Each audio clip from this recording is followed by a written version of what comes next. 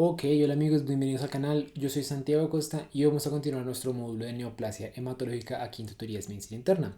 Hoy vamos a hablar particularmente de la leucemia mieloide aguda. Si no han visto el video de introductorio de leucemia, si no saben muy bien cuál es diferente una leucemia, un linfoma, un síndrome mieloproliferativo, linfoproliferativo, si todavía esas cosas no son muy claras o no saben, por ejemplo, para qué pedimos una citometría de flujo, les recomiendo que primero vayan y vean ese video. O si no, algunas cosas de aquí de pronto los van a coger fuera de base y puedan perderse durante la revisión.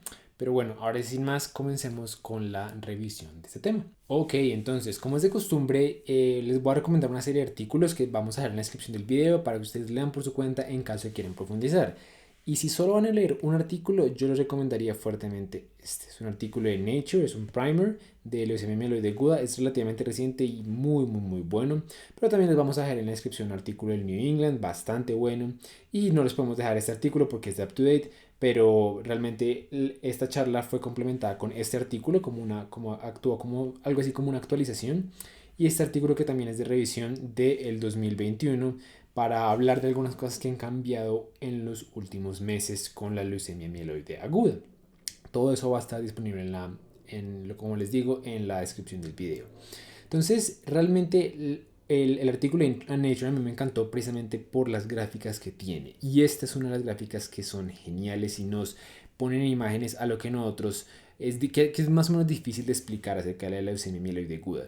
Y es que, si ustedes recuerdan, nosotros en el video de cáncer hablamos de que una de las características del cáncer es que es clonal, es decir, de una célula salen dos, pero estas dos células, a final de cuentas, son clon de la misma primera célula.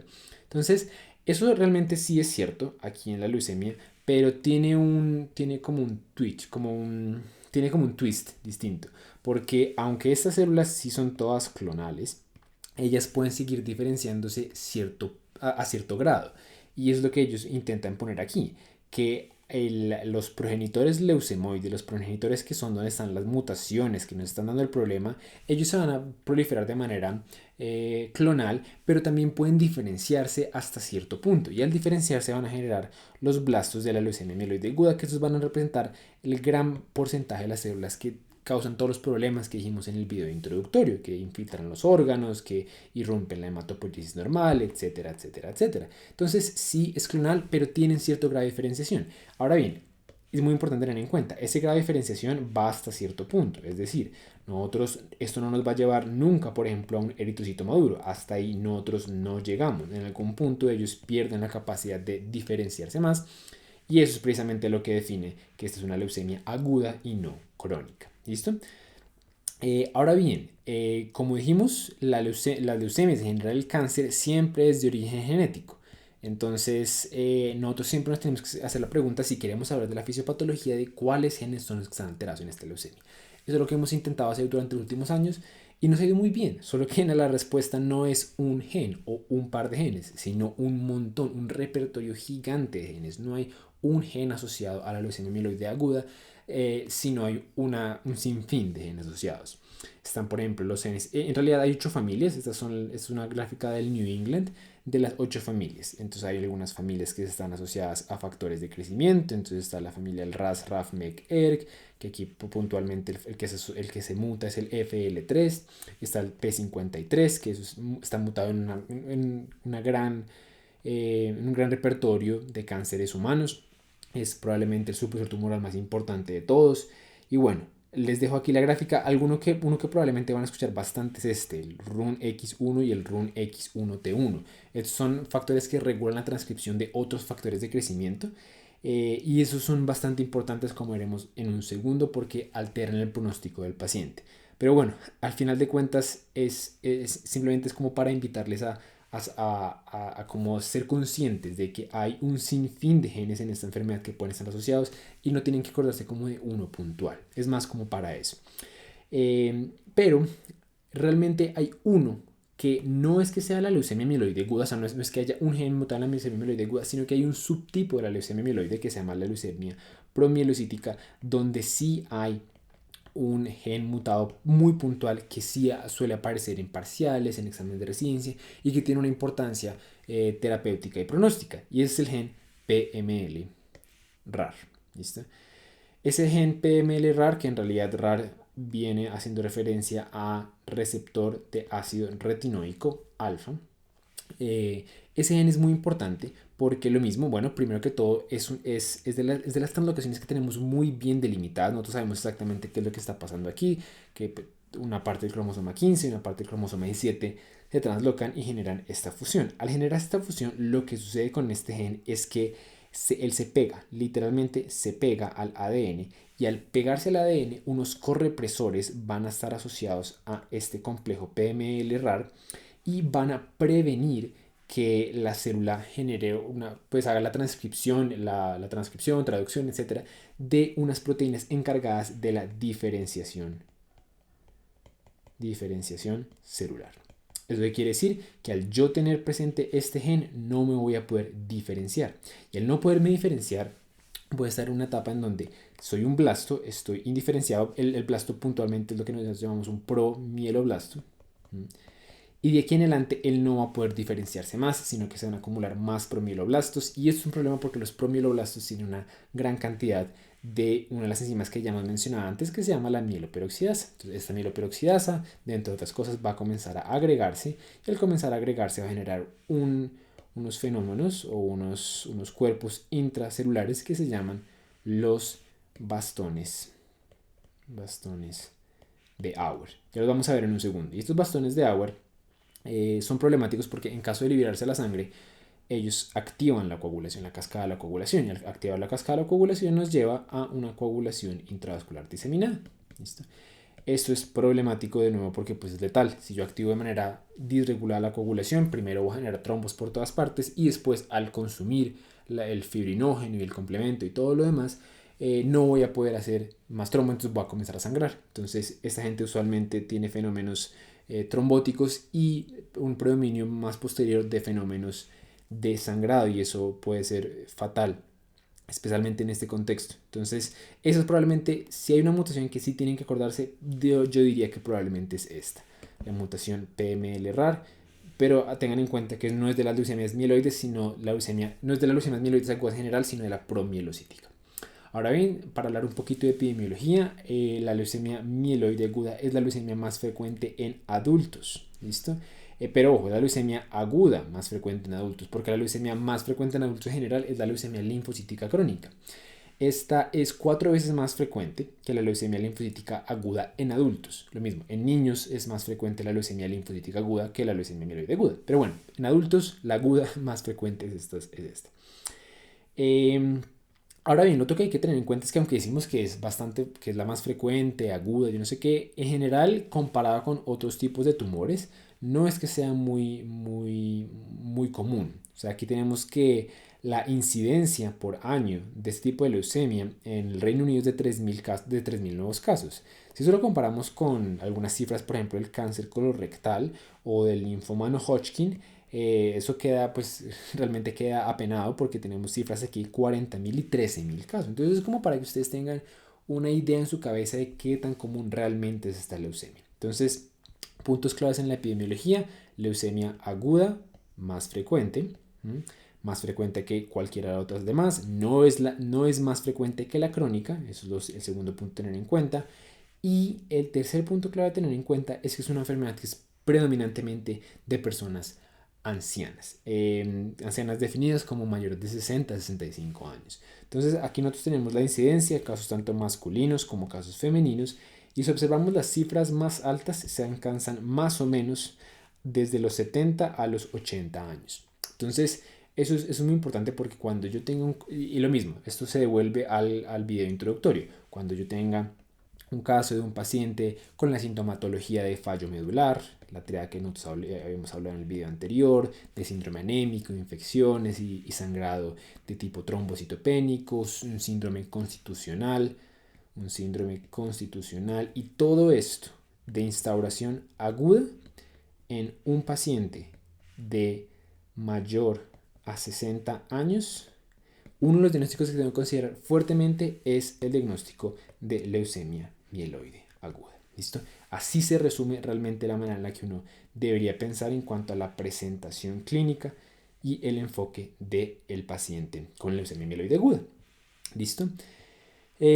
Ahora bien, si ustedes leen la literatura van a encontrar que hay una serie de factores de riesgo que están muy bien delimitados. Entonces, por ejemplo, están los agentes que lesionan el ADN. Ahí tenemos el benceno, ahí tenemos el cigarrillo, tenemos la radiación ionizante, todos los agentes que dañan el ADN. La quimioterapia, es por eso que, por ejemplo, yo les decía que muchas veces los pacientes que recibieron quimioterapia entraron en remisión, después se curaron, igual tienen un riesgo mayor que la población general de volver a tener otro episodio de una leucemia, ya sea la misma o otra. Eh, Trastornos genéticos, puntualmente Down. Esto es un favorito de los exámenes de residencia. Yo les encanta preguntar esta asociación del Down con las leucemias, más que todo con la leucemia linfocítica, pero también con la mieloide. Historia familiar, donde lean les van a decir que un paciente, que si en la familia hay un diagnóstico de un paciente con leucemia, todos los demás miembros de la familia van a tener un mayor riesgo también de tener ese mismo tipo de leucemia. Y los trastornos predisponentes. Entonces nosotros lo mismo, en el video introductorio hemos hablado, por ejemplo, de los síndromes mielodisplásicos. ¿Listo? Dijimos que esos síndromes, que plasia habla de formación o crecimiento, mielo habla de que pues, de la línea mieloide y dis habla de que es un mal. Entonces hay un mal crecimiento de la línea mieloide. Tienen características atípicas. Esas características atípicas que identificamos en algunos pacientes eventualmente pueden volverse en una leucemia mieloide aguda. ¿Listo? Y también los mismos trastornos mieloproliferativos, por ejemplo las leucemias mieloides crónicas, también pueden tener lo que llamamos una crisis blástica y volverse una leucemia mieloide aguda. El cuadro clínico, lo que ya habíamos hablado, exactamente lo mismo que dijimos en el video anterior: síndrome constitucional, fallo medular, infiltración orgánica. La linfadenopatía no es muy frecuente. Eso lo tienen que tener muy claro. La linfadenopatía, en general, los trastornos linfáticos, de órganos linfáticos, son más frecuentes en las leucemias linfoides. ¿Listo? Porque precisamente los linfocitos son naturalmente inclinados a dirigirse hacia los ganglios linfáticos. No tanto las células mieloides. Lo que las células mieloides están un poco más predispuestas es hacia la hepatosplenomegalia. Eso sí es cierto. En ocasiones pueden infiltrar algunos órganos, por ejemplo la piel, y en general lo que nosotros llamamos un sarcoma granulocítico. El sarcoma, siempre que ustedes escuchen la palabra oma hace referencia a tumor, sarco hace referencia a carne, entonces es un tumor de carne, ¿sí? En este caso no es porque sea un tumor proveniente de células de carne como de los miocitos, sino es porque es un tumor que está infiltrando algún tejido parecido a la carne, y granulocítico pues porque viene precisamente de la línea mieloide.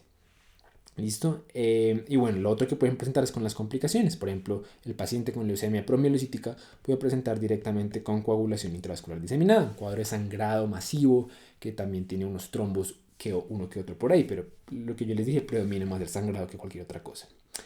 Y de vez en cuando uno encuentra bueno, esto de aquí, estas imágenes que les voy a mostrar son imágenes todas representativas de este sarcoma granulocítico, maneras en las que esto se puede identificar. Entonces, los dos más frecuentes tipos de sarcomas granulocíticos, que en general son raros, pero los pueden ver de vez en cuando, es sarcomas a nivel de todo el aparato gingival. Entonces, aquí vemos infiltración gingival de la piel. Entonces, lo mismo, tenemos sarcomas granulocíticos a nivel de la piel y a nivel de la parte gingival. Estos también pueden llamarse leucemia cutis y la infiltración gingival, que pues esa sí no tiene algún nombre en especial. Pero lo mismo, todas estas pueden ser manifestaciones de leucemia, simplemente para que los tengan ahí. En este caso les quise traer un reporte de caso de un sarcoma granulocítico a nivel de cerebro, que pensaron que era infecciones, criptococo, le terminaron haciendo biopsia y cuando le hicieron la biopsia encontraron fue un montón de blastos ahí proliferando. Entonces, para que sepan que esto realmente puede infiltrar cualquier órgano, lo mismo, son raros en esos casos difíciles, pero puede ser un diagnóstico diferencial cuando el cuadro clínico es apropiado. Y en cuanto a las complicaciones, que es lo mismo, ya lo discutimos en el video pasado, está el síndrome de lisis tumoral, que el problema principalmente es a nivel de electrolitos.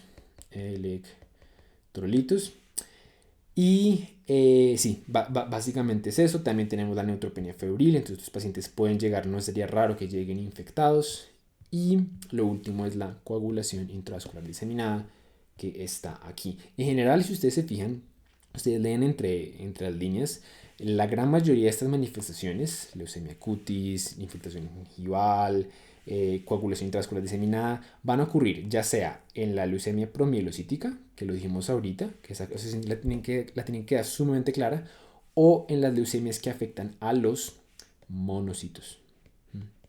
Las leucemias, lo que llamamos mielomonoblásticas, esas suelen ser las que generan este tipo de manifestaciones así atípicas. ¿Listo? Como para que lo tengan en mente, que es básicamente lo que dice aquí.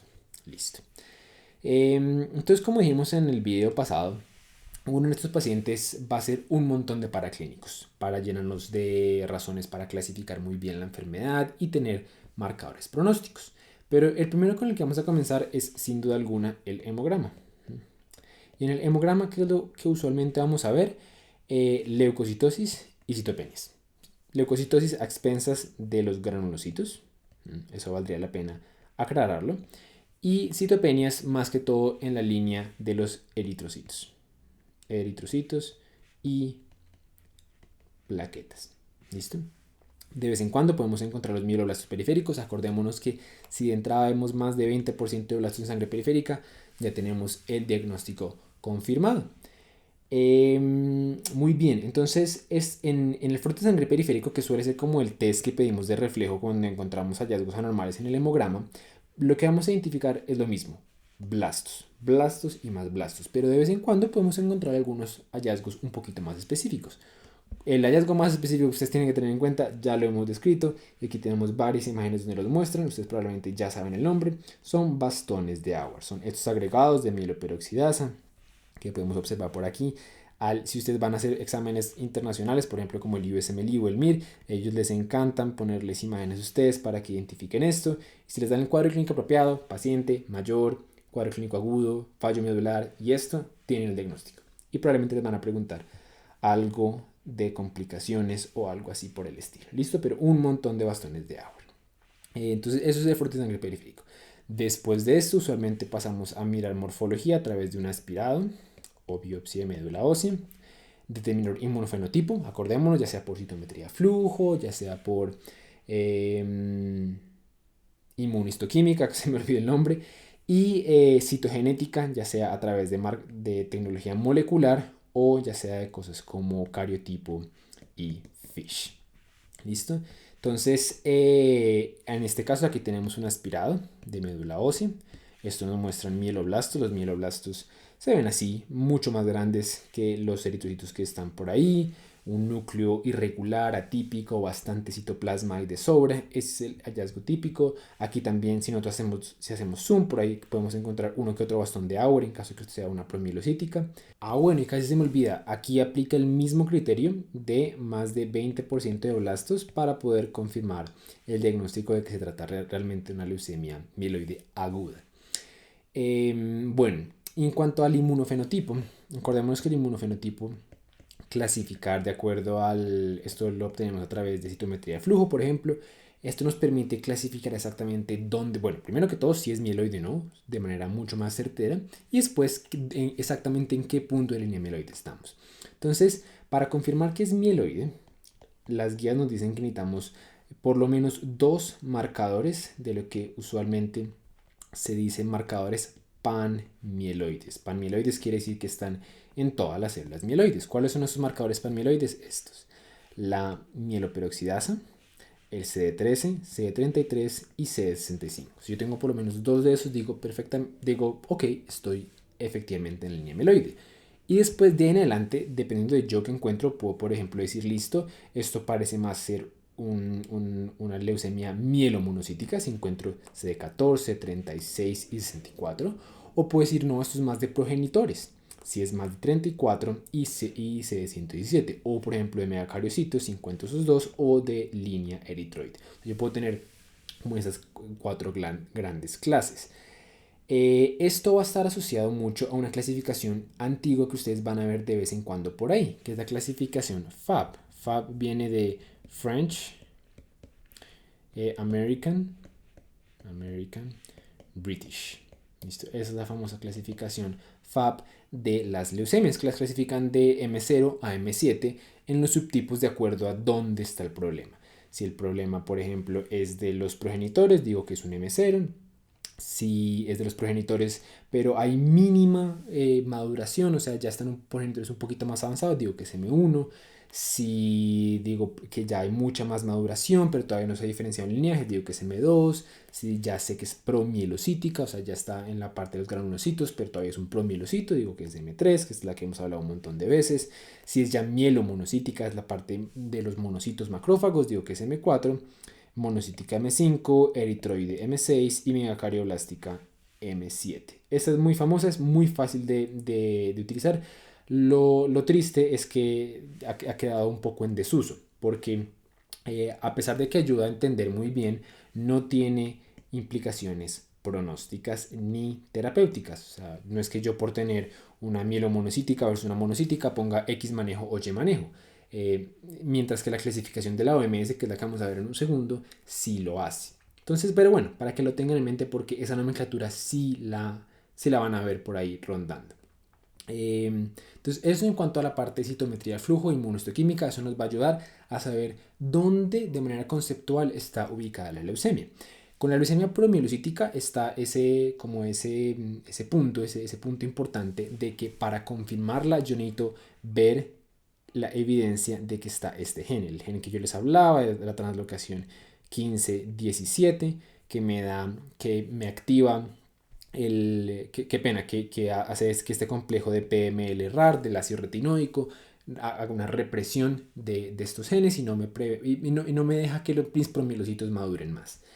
Entonces eso es como importante, ténganlo en cuenta, eso se hace a través de tecnología molecular o sí, usualmente a través de tecnología molecular, pero también se puede por FISH. Pero bueno, yo en el video pasado les había dicho que nosotros, aparte de hacer aspirado y biopsia, aparte de determinar el inmunofenotipo, y aparte de hacer esas cosas, yo me fijaba mucho en la genética. En la genética me va a servir para hacer cosas como diagnosticar estas enfermedades muy específicas o para términos pronósticos. Y para términos pronósticos, aquí es donde ha estado el jugo durante los últimos años en la hemato-oncología. Porque como ustedes pueden ver aquí, incluso la clasificación de estas enfermedades se basa de manera primordial en esto, los trastornos genéticos. Entonces, de entrada, cuando tenemos un paciente con esta enfermedad, le vamos a pedir un panel genético para identificar qué tipo de anormalidades tiene. Si tiene alguna de estas que hay por aquí que no tienen que aprenderse a propósito, y lo vamos a llamar una leucemia mieloide aguda con anormalidades genéticas recurrentes. Si no tiene nada de eso, pero tiene, por ejemplo, cambios displásicos, yo puedo decir que tiene un cambio displásico asociado, pues el nombre es bastante entendible. Si es asociado a terapia, esto usualmente es un nombre que se le da a neoplasia, en donde yo le di quimioterapia, que le di un esquema quimioterapéutico al paciente y años después generó esta leucemia, se llama asociado a la terapia. Si no entra ninguno de esos, pues lo voy a clasificar así, no especificado de otra manera. Los sarcomas mieloides, lo que decíamos, los sarcomas granulocíticos, los que les mostré, por ejemplo, la leucemia cutis o la infiltración gingival, los relacionados al Down y los plasmocitoides blásticos de células dendríticas, que es realmente otra enfermedad un poco distinta. Aquí el problema es más de precisamente estas las células dendríticas. No vamos a meter mucho en ese tema por ahora. Pero entonces sí, lo que yo les quería decir es que toda la parte genética que determinamos, ya sea cariotipo, FISH y técnicas moleculares, va a ser de vital ayuda aquí. Y no solo porque nos va a clasificarlo, sino porque nos da información pronóstica. Y es precisamente por eso es que se ha hecho esta clasificación, porque a través de clasificar estos genes y identificarlos, podemos encajar al paciente en alguna de estas tres cajas: en la caja de pronóstico favorable, en la caja de pronóstico intermedio o en la caja de pronóstico adverso. Y esto, como veremos en unos minutos, nos va a ayudar mucho a tomar decisiones en cuanto a manejo. Pero entonces sí, lo mismo, no se tienen que aprender como esta serie de mutaciones o de translocaciones, nadie hace eso, es más como para tenerlo en cuenta y saber dónde buscarla, ¿listo? Que estas son de las guías que aparecen publicadas en Blood. Ahora bien, entonces una vez nosotros ya tenemos nuestro paciente, lo que hemos hecho hasta el momento es, primero, sospechar. Entonces, para sospechar ya sabemos cómo es la presentación clínica. De ahí pasamos a un abordaje diagnóstico, hemograma, frotis y todos los estudios que van a confirmar ese diagnóstico. Van a confirmar y después van a clasificar en los diferentes subtipos, ya sea en los subtipos FAB, ya sea en los subtipos de la OMS y en los grupos de riesgo de pronóstico. Entonces, para este entonces ya tenemos un diagnóstico claro con nombre y apellido. Lo que vamos a pasar ahora es hacer un manejo. Y como dijimos, el manejo va a caer en alguna de estas 4 partes. La terapia profiláctica y de soporte, la terapia antitumoral, el manejo de complicaciones y el seguimiento y rescate. Entonces comencemos con la terapia de soporte. Si ustedes se dan cuenta, es la misma gráfica que teníamos la vez pasada, porque realmente aplica casi que exactamente lo mismo. Aquí es una leucemia mieloide aguda. Aquí la gran mayoría de veces los esquemas de quimioterapia son bastante agresivos. Entonces ustedes van a haber utilizado medicamentos como el filgrastim bastante frecuente, la profilaxis antifúngica con una sol más la quinolona también la van a ver de manera frecuente, hidratación, o sea, en general esta gráfica que yo les mostré la vez pasada aplica aquí. Es raro que uno vea leucostasis en las leucemias mieloides, en las leucemias agudas en general, esto es más de las leucemias crónicas, pero también puede pasar. Pero realmente en este caso, en la leucemia mieloide aguda, aplica más que todo de aquí para arriba. Ahora bien, entonces, nosotros los esquemas de quimioterapia de los pacientes con leucemia mieloide aguda los organizamos típicamente como en una serie de, como una consecución de esquemas. Entonces tenemos primero los esquemas de inducción, ustedes los van a ver con ese nombre, inducción, que lo que buscan es inducir, como dice el nombre, remisión.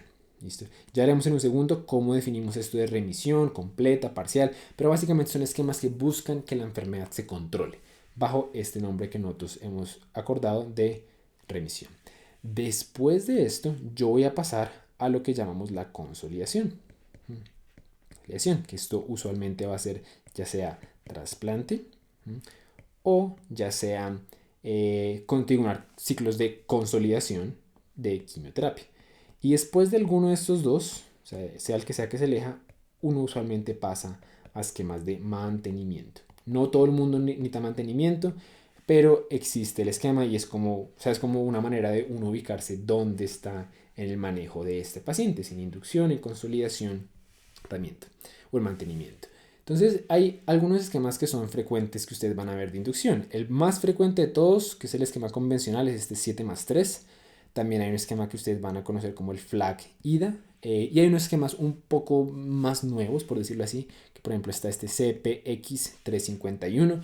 Y hay un esquema muy particular que se utiliza únicamente en pacientes con leucemia promielocítica, que es el ATRA más ATO. ATRA significa ácido transretinoico, que es all transretinoic acid, o sea, transretinoico ácido total, y el ATO es arsénico. Es como trióxido de arsénico, creo que significa lateo. Pero básicamente es ácido retinoico más arsénico. El ácido retinoico, en caso que ustedes no sean conscientes, es básicamente la vitamina A. O sea, nosotros literalmente manejamos la leucemia promielocítica con vitamina A más arsénico, que es un tóxico. Pero es un esquema que ha sido brillante porque ha cambiado radicalmente el pronóstico de los pacientes. El pronóstico de los pacientes antes era de meses de vida. Desde que utilizamos estas terapias, ahora es de años e incluso tiene un mejor pronóstico que muchas otras enfermedades. Y todo es porque la vitamina A, y creo que eso lo tengo por aquí. Sí, eso lo tengo por aquí. Al yo ponerle a estos pacientes ácido transretinoico más arsénico, se degrada el complejo PML raro, que estaba aquí reprimiendo la diferenciación celular, y eso permite que todos los granulocitos se diferencien. Entonces es brillante porque literalmente soluciona el problema. Es lo que nosotros llamamos un manejo dirigido. El arsénico no es que parezca muy dirigido en la mente de uno, pero pues al parecer funciona así y eso es lo que yo les quería mostrar. Antes, en la era pre-manejo con ácido transretinoico, la mortalidad, fíjense que al año era más del 60%. O sea, la probabilidad de supervivencia era extremadamente bajita. Fíjense que incluso al año, casi que la mitad de los pacientes ya estaban muertos. Desde que nosotros utilizamos ácido transretinoico y ácido transretinoico más arsénico, la supervivencia ha mejorado a 120 meses de una manera impresionante. Entonces, ese esquema puntual es para la promielocítica. Los demás esquemas, estos tres de aquí, son para los demás tipos de leucemia mieloide aguda. Entonces, no voy a entrar muy en profundidad en exactamente cuál es cada uno de esos esquemas, simplemente es para que se familiaricen con los nombres, pero ustedes los pueden leer por aquí. Por ejemplo, si ustedes leen el artículo de Nature, aquí les explican. El esquema de inducción inicial estándar comienza con antraciclina. Este medicamento lo vamos a estudiar por aquí con una antraciclina por 3 días, combinado con citarabina por 7 días. De ahí el nombre, el famoso nombre, 7 de citarabina más 3 de una antraciclina. Ese es el famoso nombre 7 más 3, terapia de inducción estándar para eso. Y bueno, pueden hacer exactamente lo mismo con todos los esquemas como el esquema FLAG, pero esos son los esquemas de inducción normal para los demás tipos de leucemias. Entonces, esta gráfica básicamente nos resume cuál es el manejo de la leucemia mieloide aguda. Entonces, fíjense que aquí tenemos los diferentes grupos de riesgo por genética, y aquí nos recomiendan la terapia de inducción. Si ustedes se fijan, la terapia de inducción para todos realmente es la misma. Inducción estándar o FLAG, estudio estándar o FLAG, inducción estándar o FLAG. Excepto, todo eso es cierto, excepto en el grupo adverso. En el grupo adverso, los resultados con este tipo de inducción no son tan buenos. Los pacientes que entran en remisión realmente son más bien poquitos. Entonces, es por eso que ellos aquí añaden la sugerencia de que considere meter al paciente en un ensayo terapéutico, en un ensayo clínico. En la actualidad, muchas de las guías que yo les contaba del 2021-2020 en realidad están recomendando este esquema o un esquema con un medicamento que se llama Venetoclax de CPX 351 para este tipo de pacientes en caso que no haya ningún otro ensayo clínico disponible como prometedor. Pero entonces sí, tengan en cuenta, la gran mayoría de pacientes se van a ir con ese esquema estándar o FLAG, y los del riesgo adverso usualmente vamos a considerar un ensayo clínico o el CPX. Y así vamos a hacer la inducción. Entonces le vamos a poner el manejo a este paciente, y lo que vamos a hacer después, bueno, un comentario adicional antes de pasar a lo que iba a decir. Si identificamos alguna mutación en particular para la cual tengamos un medicamento disponible dirigido, por ejemplo, si identificamos esta mutación en el FL3, si la identificamos, le podemos poner un medicamento dirigido para esa mutación en particular, como la midostaurina. Es un medicamento que también ha cambiado un poco el manejo de estos pacientes. Si encontramos, por ejemplo, que el paciente tiene alguna indicación de estas, entonces tiene una mutación asociada a IDH2 con enfermedad refractaria, o que tuvo una recaída, le podemos poner enacidenib. O sea, este tipo de nombres son difíciles de acordarse. Muchos de estos apenas fueron aprobados hace poquito tiempo. Muchos, por ejemplo, de estos ni siquiera están aprobados aquí en Colombia. Yo nunca los he visto usar. Pero bueno, simplemente es para que entiendan que la hemato-oncología va como en esta dirección. Y bueno, entonces le pongo este esquema de inducción al paciente con o sin medicamentos dirigidos, dependiendo de qué perfil tiene. Y lo que voy a hacer es realizar un aspirado y biopsia control 7 a 10 días después de completar el esquema de inducción. Y después voy a tomar un segundo control cuando el paciente haya normalizado el conteo plaquetario de neutrófilos, porque usualmente lo que pasa con los pacientes es que si ponemos aquí el conteo de, por ejemplo, neutrófilos, entonces estos pacientes más o menos venían aquí, chan. Le ponemos la quimioterapia, va a generar una DIR importante, y usualmente nos vamos a dar la primera biopsia control más o menos aquí, y eso nos va a dar información acerca de cómo va la leucemia. Pero para yo poder identificar que pues que la médula está respondiendo adecuadamente y que recupero este conteo, tengo que esperar un poquito más de tiempo. Entonces es la razón por la que no sería raro tomar 2 muestras. Y dependiendo de los resultados, yo voy a identificar si pues más o menos dónde está el paciente, si en remisión completa, parcial, enfermedad refractaria, una que otra. Entonces, esta gráfica más o menos resume los puntos, como las grandes categorías que nosotros utilizamos. Entonces, para resumir como esta tabla, tenemos 3 grandes grupos. Entonces, tenemos los pacientes que están en remisión completa, remisión parcial, y los pacientes que definitivamente enfermedad refractaria, enfermedad que no respondió. ¿Cómo definíamos nosotros antes la remisión completa? Simplemente que haya un conteo de blastos menor al 5%. Acordémonos que la persona debió comenzar con 20%, o bueno, más de 20% de blastos. Entonces, si bajó a menos de 5, perfecto. Decimos que es remisión completa. Remisión parcial habla de que todavía no ha llegado a este punto de menor de 5%, pero que disminuyó un 50% relativamente. Entonces, digamos que esa persona había comenzado con un 80%, bajó digamos que a 21%. Eso quiere decir que bajó más de la mitad, bajó más de un 50%, pero todavía no está en el rango para decir que ha respondido, pero pues simplemente le falta tiempo, le falta más esquemas quimioterapéuticos. Entonces, eso habla de remisión parcial. Y enfermedad refractaria es cuando pues no cumple nada de lo anterior. Esa era como la manera en la que nos clasificábamos ante los pacientes, pero desde hace unos años hemos añadido un par de categorías más.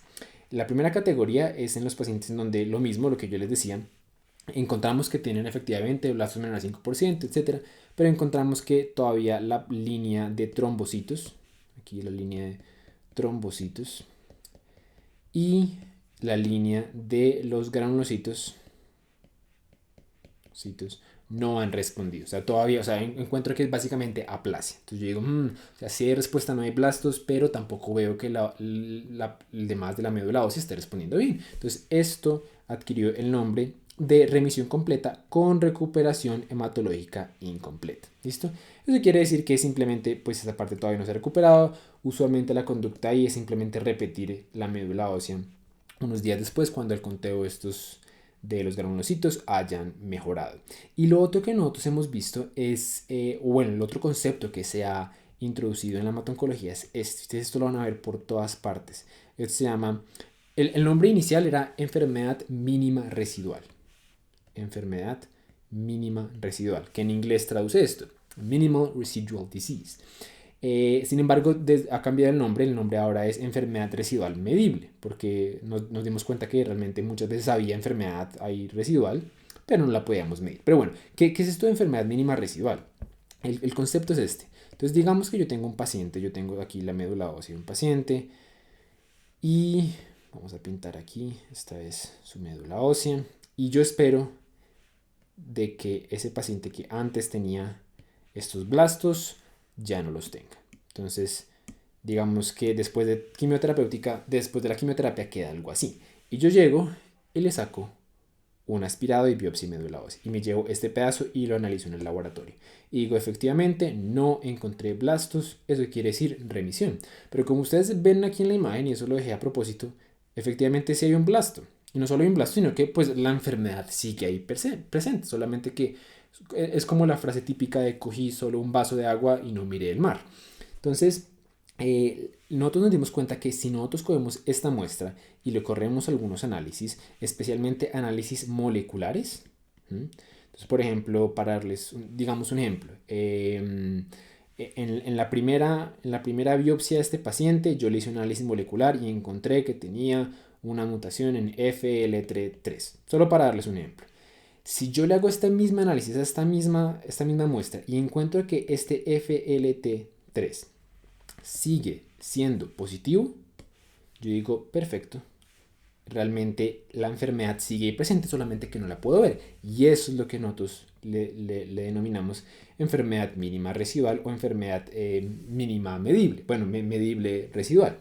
De que yo sé que está ahí, la estoy identificando, veo los marcadores, pero no soy capaz de ver los blastos. El problema es que nosotros realmente no sabemos muy bien qué hacer con eso.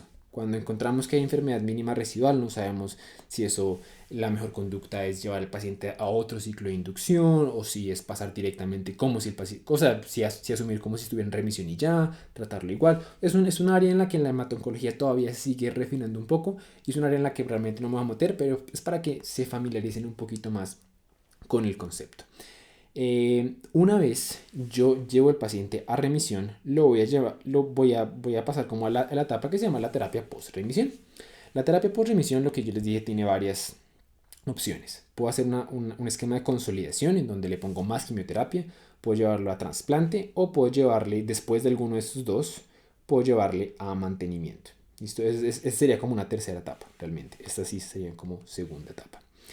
Y lo que yo les decía, todos los pacientes que creo que se lo decía en el video anterior, todos los pacientes que llevan a remisión van a recurrir a menos de que terapia post-remisión se dé. Eso precisamente para decirles que remisión no es igual a cura. Entonces, ¿cómo hago para decidir entre consolidación más quimioterapia y progenitores? Realmente la medida que, o sea, uno mira varias cosas, uno mira la edad, uno mira qué tan, lo que llamamos fit, como qué tan adaptado es, o sea, qué tan funcional es el paciente. Yo voy a mirar todo ese tipo de cosas. Pero sin duda alguna, lo que más me va a ayudar a guiarme es el perfil de riesgo. Este perfil de riesgo me va a ayudar a sentir, me va a ayudar a tener como un estimado de probabilidades de qué tan probable es que si le pongo más quimioterapia, este paciente me va a responder o no me va a responder. Y lo que hemos visto es que en los pacientes con perfil intermediario 2 o adverso, responden más bien poquito. Entonces es en estos pacientes cuando se puede, cuando son jóvenes, funcionales, cuando realmente el paciente tiene una expectativa de vida después de esta leucemia, que yo digo, vale la pena llevarlo a trasplante. Y eso es precisamente eso es lo que están aquí discutiendo, el consenso hablando de la terapia de progenitores. Entonces, es en este grupo de pacientes de mal pronóstico en donde yo voy a estar inclinado a llevarlo a trasplante. En los demás, realmente no. En los demás, la evidencia es que con solo a punta de quimioterapia, al parecer me responden bien. Eh, entonces, esto es más o menos lo que vemos aquí resumido. Este es como el standard of care que ellos resumen. Primero tenemos el 3 más 7. Lo llevo a remisión y después, dependiendo de la edad, lo que yo les decía, como todo ese tipo de cosas, voy a pensar si el paciente tiene bajo riesgo de recaída, que es lo que yo les decía, riesgo favorable o intermediario 1, lo llevo a un esquema que ustedes van a ver resumido como esto, el esquema IDAC. Básicamente es dosis de citarabina, el medicamento que se ponía en inducción, solo que a más altas dosis y por más tiempo. Y si es alto riesgo, lo llevo directamente a trasplante halogénico. Sin embargo, no, y por eso lo traje esto. Este es el último artículo que yo les mencionaba, el 2021. Esto me pareció, lo traje no para enredarlos, no quiero que se enreden aquí, pero es para que entiendan que la hematoncología cada vez más está yendo en esta dirección, como en la dirección de individualizar, de que cada hospital busca cuál es la mejor manera de manejar sus pacientes. Y este es lo que ellos llaman el MD Anderson, que es un hospital en Estados Unidos, en Texas, approach. Entonces ellos aquí miran edad y fíjense que ellos de entrada están utilizando esquemas mucho más distintos. Por ejemplo, están haciendo esquemas con venetoclax, miran el riesgo de esto, pero lo llevan a esquemas mucho más distintos. Entonces no se extrañen si ustedes encuentran acercamientos distintos a lo que estamos describiendo aquí. Es como el acercamiento usual, estándar, pero hay de ahí en adelante una plétora de manejo que cada vez se está refinando más. Esto pues falta que lo avalen, pero bueno, es interesante encontrarlo y lo que yo les quería traer como de lo último que se está desarrollando en leucemia mieloide aguda. Y bueno, aparte de eso tenemos la supervivencia, como hablar un poquito de pronóstico y con esto acabamos la charla de hoy. Entonces fíjense que el pronóstico depende enteramente de uno, edad y dos, grupo de riesgo. Aquí tenemos el grupo de riesgo favorable, intermediario 1, intermediario 2 y adverso. Fíjense que en los pacientes mayores de 60 años en grupo adverso, al año la mortalidad, bueno, más bien la supervivencia es menor al 20%. Es un muy mal pronóstico. Mientras tanto, al otro extremo, en pacientes de pronóstico favorable, menor de 60 años, la supervivencia perfectamente puede ser del 90% al año y a los 5 años algo así como el 70%, lo cual no es tan malo como suena. Entonces, pues bueno, básicamente esa fue la revisión. Espero que les haya gustado. La próxima vez probablemente nos vamos a ver para hablar de leucemia mieloide crónica. Por ahora, dejemos ahí y nada, nos vemos la próxima semana. Chao a todos.